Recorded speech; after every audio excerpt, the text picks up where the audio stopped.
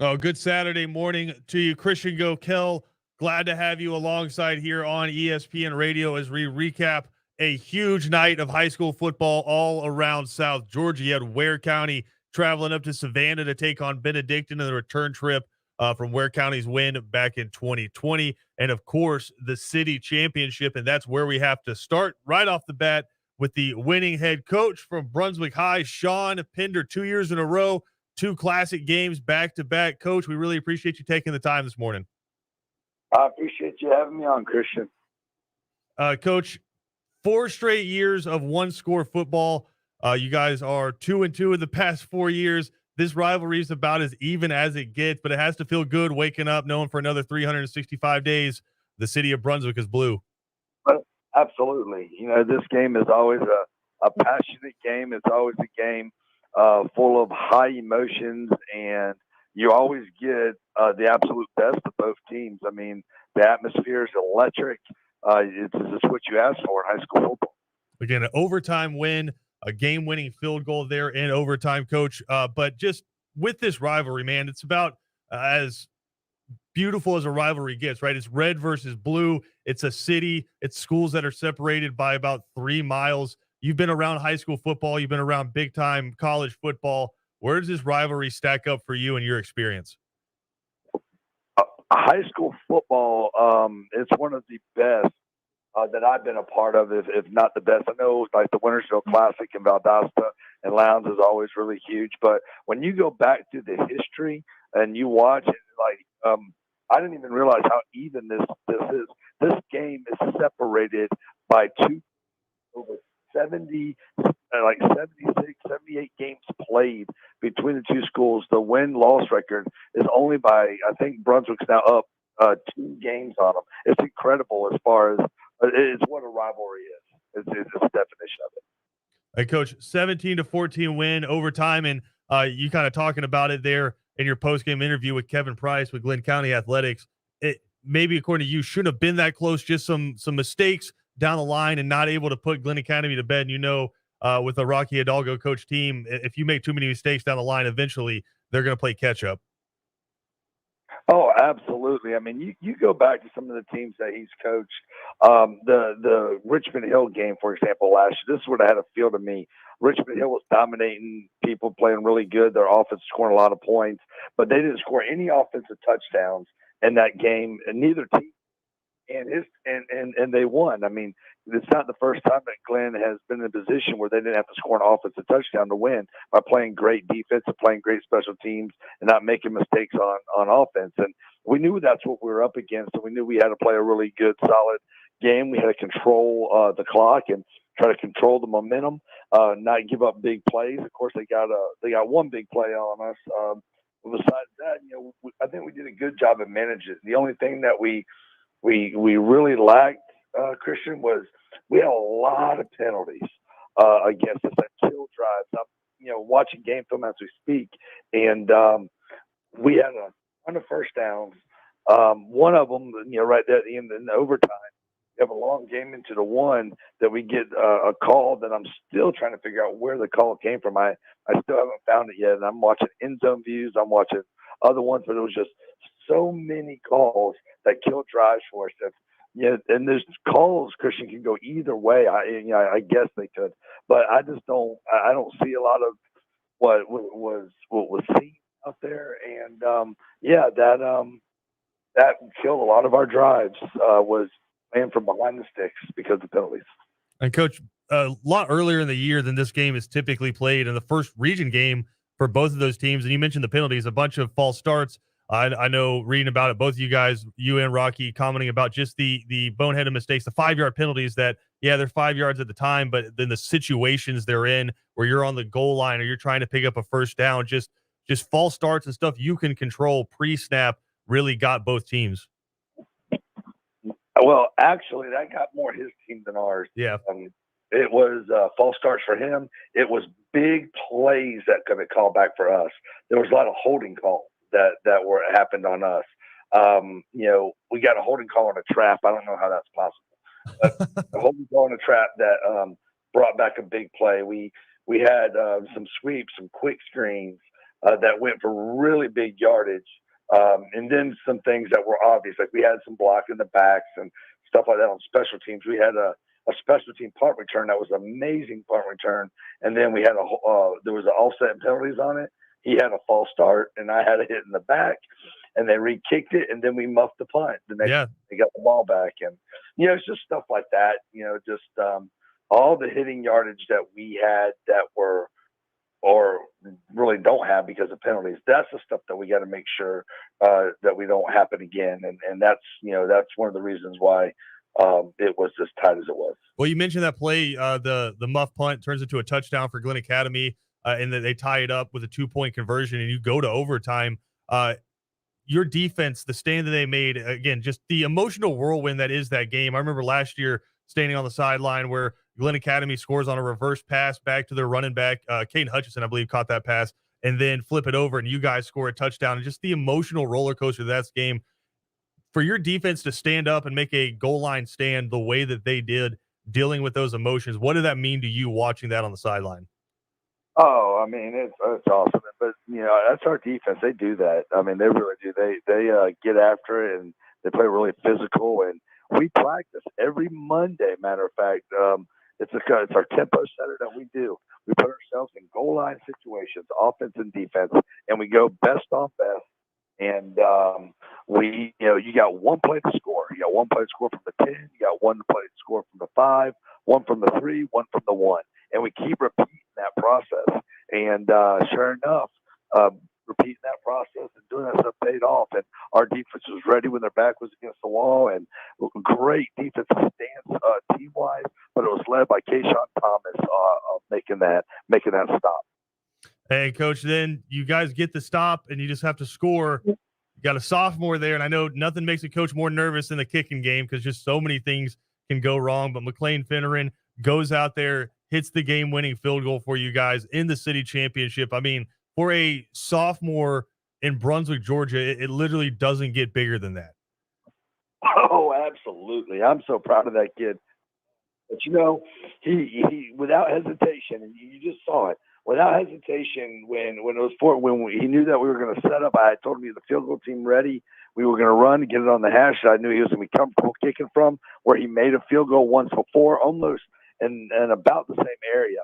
And we got set up right there, and he went out with straight confidence.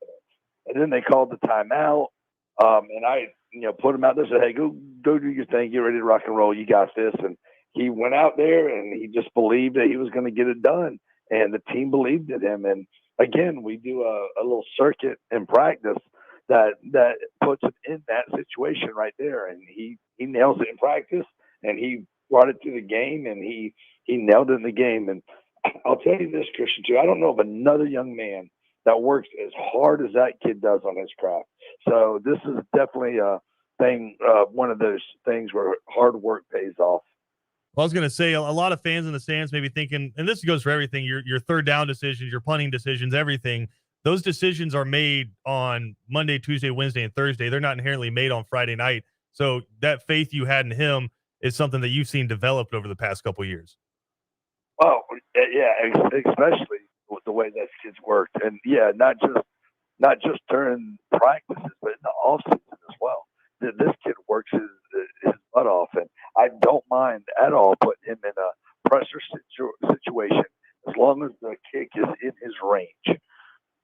Again, catching up with Sean Pender here. They take down Glenn Academy 17-14. Second straight year, the Pirates are claiming the city championship trophy. Third year in a row, this game has been decided by 3 points. Just an instant classic. Coach, before we let you go, let you get about your weekend, man. I'm glad I'm talking to you. It's the first time I've had a chance to talk to you this season. Just filling in for PJ this morning, but I was in Birmingham for SEC Media Days. I got a chance to sit down with your old coach, Mike Leach, and we actually ended up bringing you up, talking about your Valdosta State days, and he had some things to say. He said, you're the most intense player on the team, but maybe the best player on the team. Well, I appreciate those words from Coach Leach. He's a great guy. He was a great mentor. We have some great stories back and forth. Him and I know he has that with a lot of his players. He's just a definition of a player's coach. And As quirky he may come across, he is a brilliant mind and an awesome motivator. Awesome catching up with him. And coach, we appreciate you taking the time this morning. Enjoy the championship, man. 364 days until we get to do it again.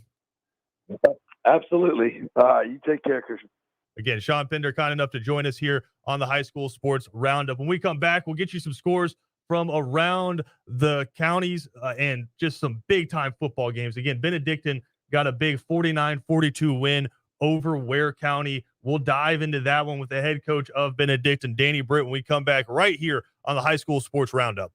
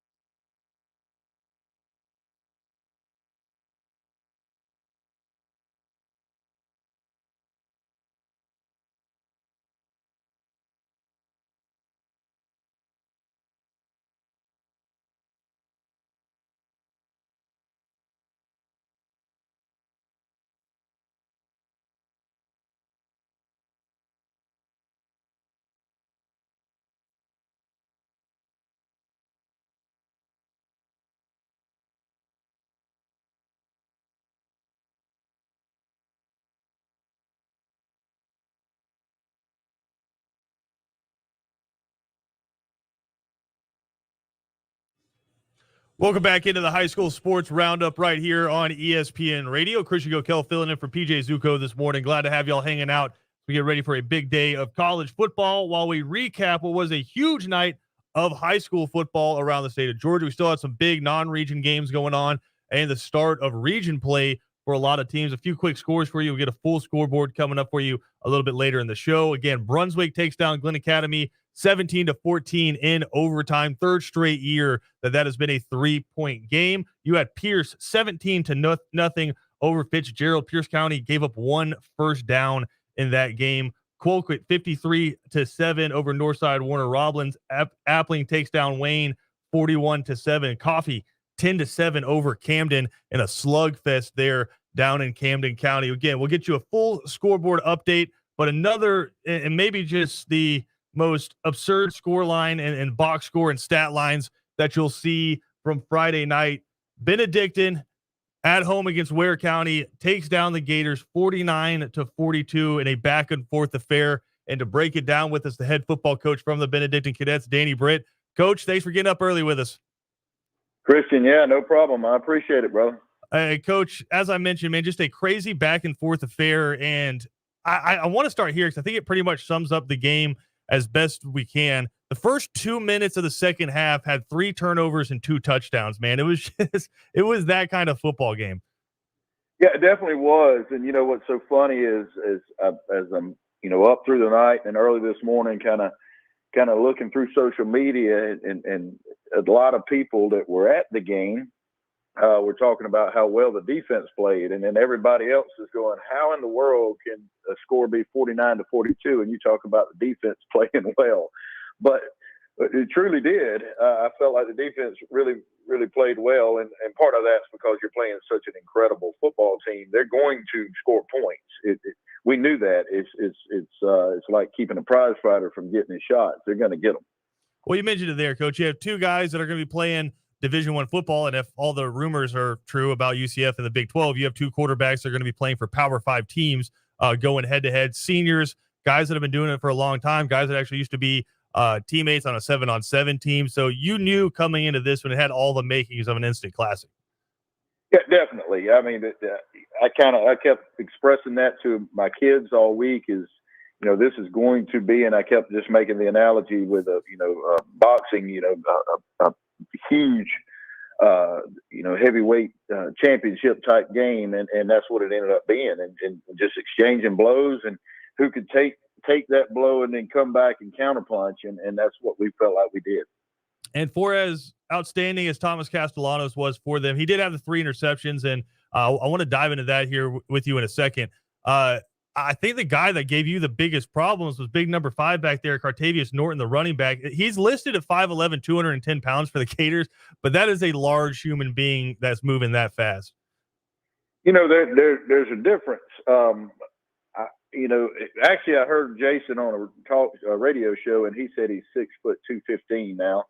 He's grown, which I believe that. But you could say that he and I are the same size. I could be. We'll call me 5'11" and 210 pounds. But the way he is built is completely different than the normal human being.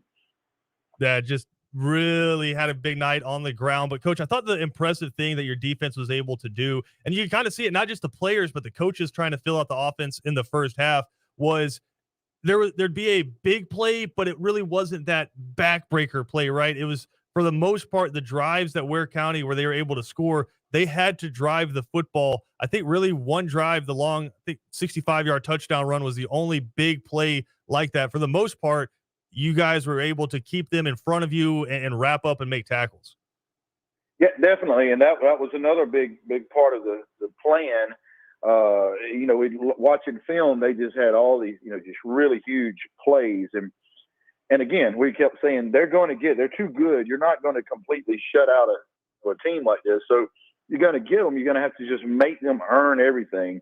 And yeah, he busted off the big run, and but make them drive. And therefore, the more plays you can make them have to earn it, then the more opportunity we have to get turnovers. We're catching up with Danny Britt, head football coach of Benedictine. They take down Ware County 49-42 last night in Memorial Stadium in Savannah. And Coach, it seemed like you guys went to more of a zone look on defense in the second half and able to get 2 interceptions on the first 2 drives of the second half, really, where it just didn't look like he ever saw the guy in the area.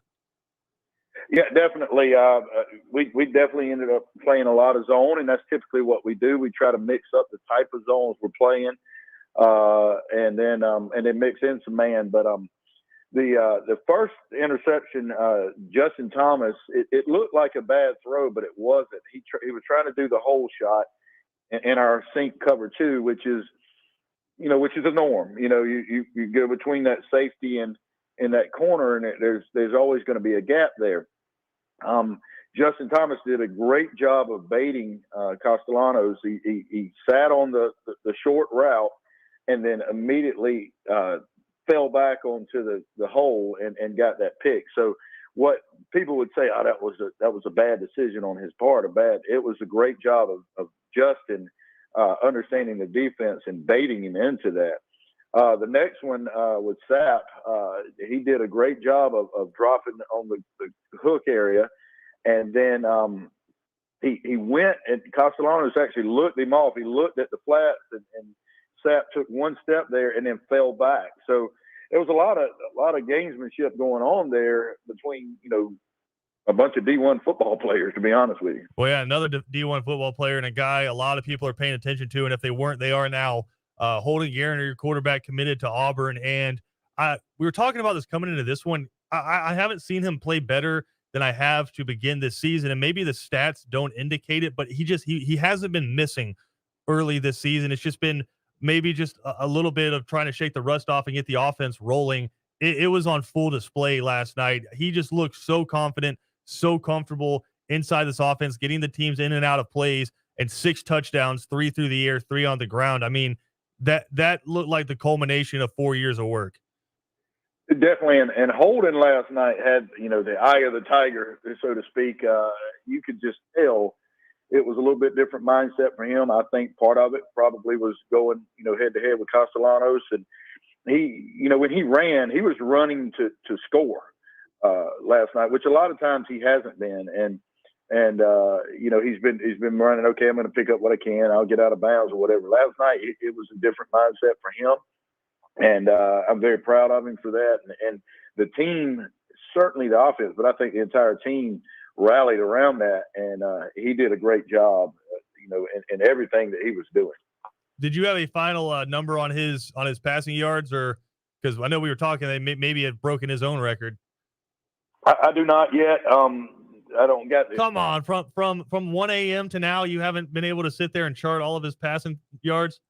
I've watched it, haven't started actually. I'm about to do that right now. But Dennis Knight with Savannah Morning News said last night, and honestly, Dennis and I have been doing this for a very long time, and he is never more than about 10 yards off. He said he had 415.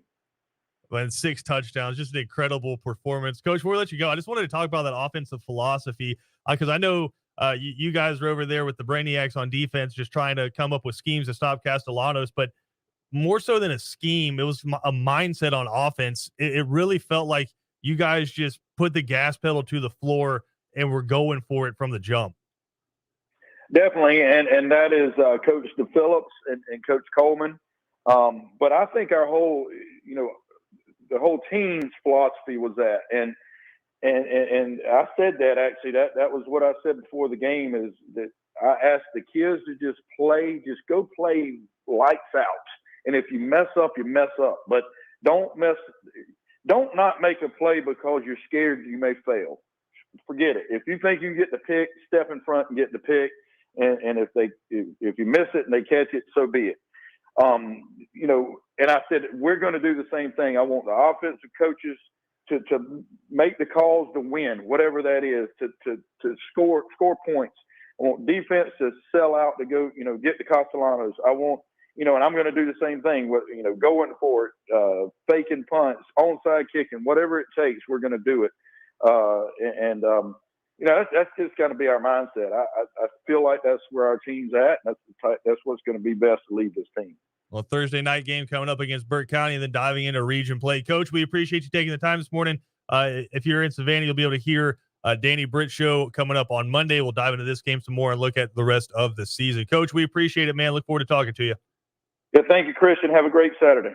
Again, big rest of the show coming up. When we return, we'll catch up with Chris Mooneyham from 680 The Fan in Atlanta. You can hear him every Friday night on the Georgia High School Scoreboard Show. We'll dive into some scores from across the state. What are some of the big headlines? We'll get his opinion on that big Benedictine win over Ware County. All that coming up right here on the High School Sports Roundup on ESPN Radio.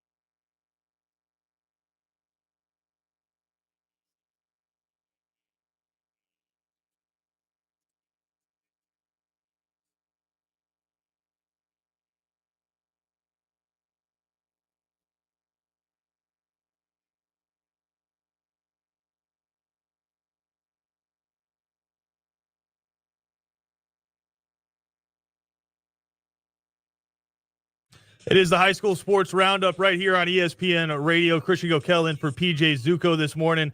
Glad to have y'all hanging out with us here as we get ready for a big day of college football. We'll get a full scoreboard coming up for you here in the next segment. But McIntosh takes down Claxton 32-6. They're 2-0 in region play right now. Richmond Hill gets their first win of the year, 37-14 over Bradwell. In a big rivalry game, you have Effingham 34-0 over South Effingham. And then on Thursday, and what was a flag fest, I believe over 20 penalties on Liberty County. Liberty gets the win 22-20 over Johnson. But I'm excited to talk to our next guest. You can hear him every Friday night right here on ESPN Radio on the Georgia High School Scoreboard Show. I mean, every Friday but last night when you have the Braves going into rain delays out in San Diego. But joining us from 680 The Fan in Atlanta, Chris Mooneyham. Chris, thanks for getting up early with us, man. Yeah, thanks, Will Smith. You know, it's pretty much a guaranteed. If he comes in, bet the house that one's going to leave the ballpark. Well, look, we're going to find out a lot about Brian Snitker now. I think we thought the last couple of times after he had given up the goat to the opposing team. Look, if he goes back to Will Smith after giving up that home run last night in the game one of the doubleheader, quote unquote, I'm going to tell you something. I've been a big Snitker fan. Our radio station here in Atlanta, 680 The Fan, 93.7 FM. We are the flagship station for the Atlanta Braves. So all of us have covered the Braves at some point or another. I'm going to tell you, I've been a big defender of Brian's for a long time while other people have come after him. But if he goes to Will Smith, first save opportunity moving forward, I'm going to begin to question him. Yeah, there's loyalty and then there's just blind faith. And I think we're getting a little bit more towards the latter right there. It's pretty much guaranteed whenever he comes in, he's going to give up a run. So it's been hurting my heart for a long time because he's been saying like, hey, you know, he's still getting the save. Well, now he's not getting the save, and it's hurting the team, and you got a 1.5 game lead on the Phillies. So that's your Braves recap, Braves minute here during the Georgia High School Sports Roundup right here with Chris Mooneyham. You can tell we're a little bit salty from last night because we were all checking. I know you were checking it just like we were doing our game. We had Benedictine in Ware County. We actually had it on both of our video feed and on our radio in Savannah. But as you're sitting up in Atlanta and you guys were talking about this game this week, how did the result of this game kind of contrast with what you guys were talking about? I think that, boy, that's a tough. It's an easy question with a bit of a tough answer because I think this ball game was sort of an enigma.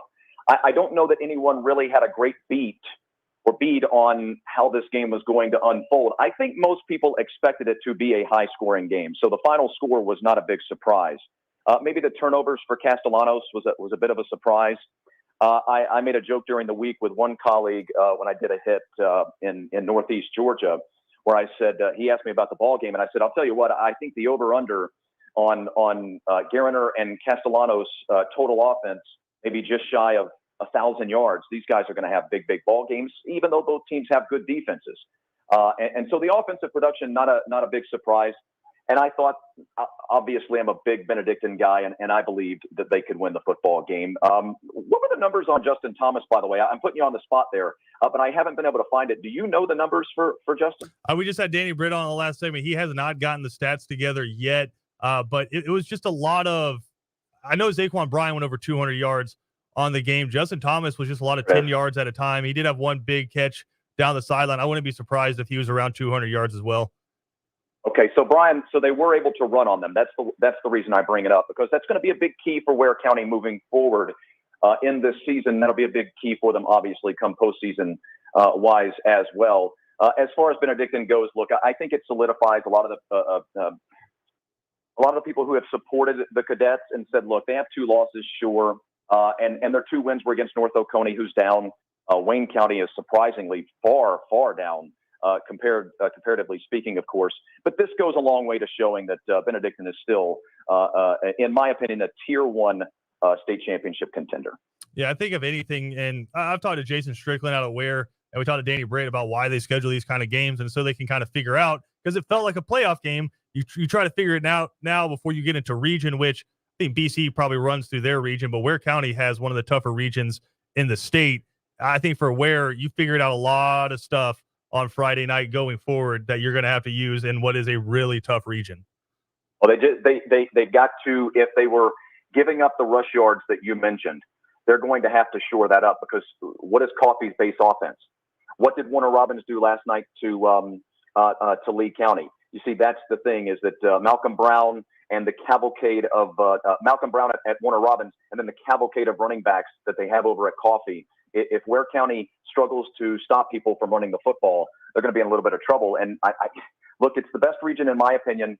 Well, maybe in that classification, just on Ware for a quick moment.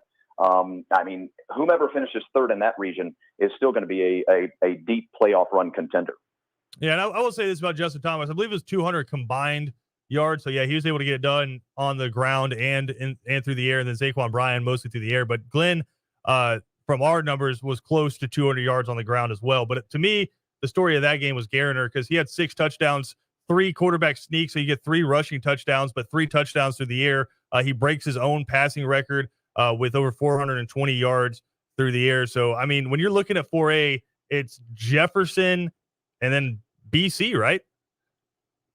Indeed. I said that last night on the air. Yeah, I don't know if you had the chance to hear it, but I uttered the same phrase. I like Marist. I mean, Marist is Marist. We know that history tells us they'll be a quarterfinalist this year, apparently, because they are every year. I'm a big fan of Perry. Perry is extremely athletic. They're not the most fundamentally sound team, but you know what they'll do to counteract that? They'll come out and they'll punch you in the mouth. They have one of the best balances, if that's the broadcaster way of putting it, in that classification of being able to match you athletically and speed-wise, because there's a difference, and pop you in the mouth. So I think Perry could be a team that we look up at the end of the year and they're in the state semifinals. But Benedictine, because of the balance offensively and defensively, I think, yeah, they as long as they're on the opposite end of the bracket, right now, Jefferson and Benedictine is my pick for the state final. All right, I want to go down 95 with you. City championship in Brunswick, an early city championship. It kind of feels like the Auburn-Georgia game, where they've moved it from the end of the year to the middle of the year. So it's kind of awkward when you see it come up on the schedule this early. But you have Glenn Academy, who had struggled coming into this game, just came off getting shut out by Coffee, giving up 40 points at home, versus you have Brunswick coming into this game undefeated, have pretty much beaten the snot out of everybody they had played. And then all of a sudden you're looking down at your phone and it says Glenn Academy, Brunswick's going to overtime. That, to me, no one saw that coming. Yeah, absolutely. Well, look, and that's Rocky Hidalgo. Correct. Yeah. I've covered Rocky Hidalgo for a long, long time. And even when his Walton teams were down, I think Rocky holds one of those marks. Coach Hidalgo holds one of those marks where he's made the playoffs, I think, every year except for maybe one season during his career. And I guess he's probably nearly a 20-year veteran now. He's a great schematics guy. He's a great guy when it comes to film and figuring out how to at least slow someone down. And so even as Glenn is trying to is in a pseudo rebuild, reload type situation here, and not quite where they have been in the past, they're still going to be good enough, and they've got a great coaching staff that can slow down a Brunswick team. I was surprised to see it was in overtime. I actually had to get the confirmation. One report said it was a final, didn't give me overtime. The other one did, but I'm not surprised that Brunswick came out with a win. I also am a fan of what they have going on over there. Ree and Jacoby, I mean, what else can you say? I think that Pender, by the way, I heard that you had Sean Pender on earlier, and I'll tell you something. I think Sean Pender is one of the top 10 most underrated head coaches in this state, without question. Yeah, I mean, South Georgia, we've kind of known about him because of what he's done over at Pierce County. Stetson Bennett's head coach in high school, and then it's taken a minute coming over to Brunswick, and I think a lot of that has to do with that school down the street. Glenn Academy's just been really good for the past few years. You mentioned it. Rocky's a heck of a coach. You have guys like DJ Dallas coming through. I mean, 3 straight quarterbacks for Glenn Academy have gone on to play Division I sports, 2 of them in football. One of them is playing outfield for Georgia right now. So, I mean, they've had a lot of talent come through there. But I'll say this about Brunswick. They're finding dudes with size, and that's why I think they have some staying power. You have Kenyatta Charlton, who's committed to Florida State, but they also have a bunch of dudes across both lines that are 300-pounders, plus 3 running backs that can play at any given moment. I think they have some staying power in 6A that's kind of shaky this year. Maybe not at the top, but from I'd say 3 to 10, you can pretty much shuffle those teams between each other. Were you listening to the show last? I wasn't. I was listening to Rain Delay Braves baseball on the way home. No, I know you were because you mentioned it earlier. But that's exactly we're on the same wavelength thought process wise because you're right, and that's something else that we talked about last night. And we had a little mini debate, as in there is more parity in some ways than maybe there has ever been in 6A, or at least in a long time. Because look, I mean, Buford's coming off of a loss. The county lost last night. That's our 2 and our 1 in our poll for the Georgia High School Football Scoreboard Show. Carrollton lost last night. We had them at number 3. I think Westlake won. Langston Hughes won. They're at 5. I'm just going down through the top 10. River Ridge is a really good team, but they're not great in the 6th spot. I had Brunswick in the 7. Kennesaw Mountain is a good team. Had them in the 8th spot, but they're not great. And then it's Douglas County and South Paulding, 2 teams that won last night, by the way, in the 9 and the 10 spot. So you're absolutely right. It looks like it's Lee County and Buford. And then maybe Westlake is on that one line with them. After Carrollton got hammered last night by Rome, and Rome is a very good team, although they're probably a year ahead of schedule, next year Rome is going to be very, very good and a true state championship contender. But right now, I think I agree with you. The 6A classification looks like it's 3 teams and then everybody else.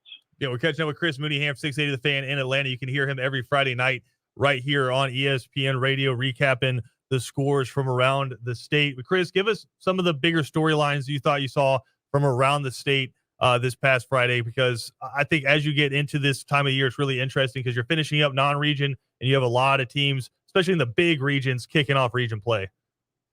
Yeah, I think the biggest story had to be Warner Robins gashing Lee County's defense the way they did last night.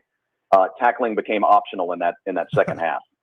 For those that didn't hear the final score, Warner Robins 56, Lee County 30, 56-30. Warner Robins. I want my trophy. I picked Warner Robins, and I know a lot of people had Lee County in for good reason, and for absolute good reason. But this is not Lee County's defense from last year, especially from 2 years ago or 3 years ago.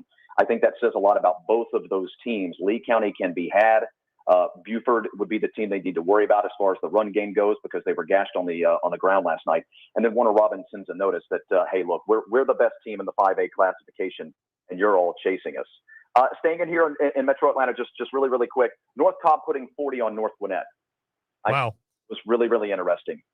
North Gwinnett gives up 40 points to North Cobb when North Gwinnett has 3 top-flight Division I defensive products, including the McDonald kid, Caden McDonald, who's, I think, 305 on the defensive line. And he set a school record last year. This is North Gwinnett we're talking about. He set a school record for tackles for loss. So that's a big deal when you put together a number like that. And then down in South Georgia, I'll say Irwin and Brooks getting together. Obviously, that was one of the biggest games across the state last night. And to see Irwin County get another win over Brooks is really sort of mystifying in a way, Christian, because you would think that as good as Brooks is, the law of averages at some point would give them a win when the two rosters are so tightly measured against each other. But Irwin sort of has Brooks County's number right now, sort of the way Clinch County used to have Irwin County's number. Yeah, sometimes you get that mental block. Chris, before I let you go, I did want to touch on one more team in 3A. Pierce County, defending state champs in the 3A classification. I think a lot of people, for whatever reason, wrote them off after the Brunswick game to start the year. I think a lot of that had to do with people didn't realize how good Brunswick is. And you see Pierce go down big to Brunswick in the first half. They do a running clock in the second half. And so all of a sudden, Pierce starts 0-1. You heard about a running clock. You're like, it's defending state champs. Well, all of a sudden, they've ripped off 4 wins in a row and have given up 13 points total in those 4 wins, including 3 shutouts. They shut out Fitzgerald last night, 17-0. And according to some reports, only gave up 1 first down in the game. How worried should 3A be right now? I heard that number. I heard the same number you did. That's really amazing. 1 first down in the ball game. I think 3A should be absolutely worried. We didn't give up on Pierce, by the way, for all the faithful that are listening out there. We continue to keep them in the top 5 or 6 of our particular ranking. But I agree with you, first of all, right off the top, especially if DJ Bell is healthy and gets back. For those that don't know, Bell, I think he's a junior now, if memory serves. Christian, you feel free to correct me on that. No, you're good. Team All-State. Yeah, first team All-State performer last year. He had, I think, 1,500 yards, maybe 1,550, something like that. And I think he scored 15 to 18 touchdowns on the ground. I'm not surprised by the little win streak here. Again, we really believed in them and will continue to believe in them. The only thing about 3A then on the other side, to play devil's advocate, and I'll keep this quick because I know you need to hit the break here. I think 3A is really balanced as well, kind of like the conversation we were having before. Pierce County, well, we know they can beat Oconee County, don't we? And we have Oconee County at number 1 right now. And even Cedar Grove, with all the talent that they have, probably the most stacked roster in 3A, they don't always play the most fundamentally sound football games. They'll have a lot of turnovers and a lot of penalties. So I think legitimately right now you could list 5, 6 teams that could win the state title in the 3A classification. And Pierce County is one of them. Yeah, it's going to be a lot of fun. I don't think anybody gets Pierce until November 5th when they have Appling County at home, and that's going to be a prize fight. I'm looking forward to that one. We got so much more to come here. Chris, we really appreciate the time, man. Enjoy your weekend. Go watch some college football. We look forward to talking to you soon. All right, thanks, buddy. Again, Chris Mooneyham, 680 The Fan, kind enough to join us there. We'll take a quick break. We'll come up, get you a full scoreboard coming up next right here on ESPN Radio.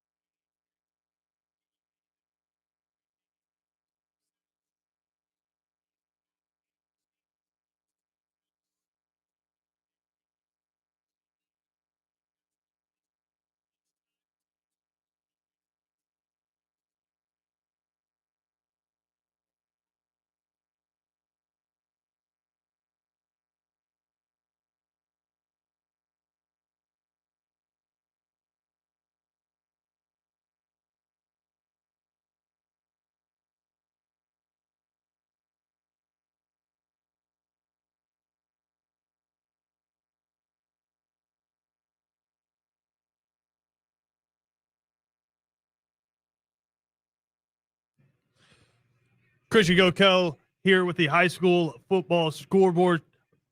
Brunswick with a big 17-14 win over Glenn Academy. That one in overtime, kick a game-winning field goal. Second consecutive city championship for the Brunswick Pirates. And now, I believe 3 years in a row. Yeah, 3 years in a row. That game has come down to 3 points. 4th year in a row, it's been a 1-score game. So just another classic there in the city championship before a full scoreboard here. Again, Benedictine gets a big 49-42 win over Ware County. They split that home and home. Ware County with the win in 2020 in Memorial Stadium in Waycross. Benedictine getting the big win there on the one in Memorial Stadium in Savannah in 2021. Pierce County 17-0 over Fitzgerald. Colquitt 53-7 over Northside Warner Robins. Appling with the big 41-7 win over Wayne County. Coffee goes 10-7 over Camden in a game that was an absolute slugfest. Irwin County 21-13 over Brooks. Lowndes 21-0 over Valdosta. That loss puts Valdosta at 0-2 in region play. Long County 38-33 over Frederica Academy. Frederica dropping to 1-4 on the season. Cook County 41-13 over Brantley. McIntosh goes 32-6 over Claxton. McIntosh now 2-0 in region play. Richmond Hill gets their first win of the season, 37-14 over Bradwell. Effingham 34-0 over South Effingham, and Liberty 22-20 over Johnson. That score again from Thursday night. We appreciate everyone hanging out with us today. Again, getting you ready for a big college football Saturday. You have Georgia Southern Louisiana coming up here in a little bit on ESPN Coastal. We'll have full radio coverage for you of that. And of course, Braves baseball coming your way as well as we come down to the stretch, trying to get the Braves into the playoffs, currently with a 1.5 game lead in the NL East over the Philadelphia Phillies. We'll have full recaps coming up for you this week. We'll get you announcements on the the ESPN Coastal High School Game of the Week. PJ Zuko will be on the call of that, as he is on every Friday night. Again, big thank you to Sean Pender for joining us following his city championship win. Big thank you to Danny Britt from Benedictine for hopping on the program with us. And, of course, Chris Mooneyham from 680 The Fan in Atlanta, recapping all of the news from around the state of Georgia. This is Christian Gokel. Talk to everybody next time.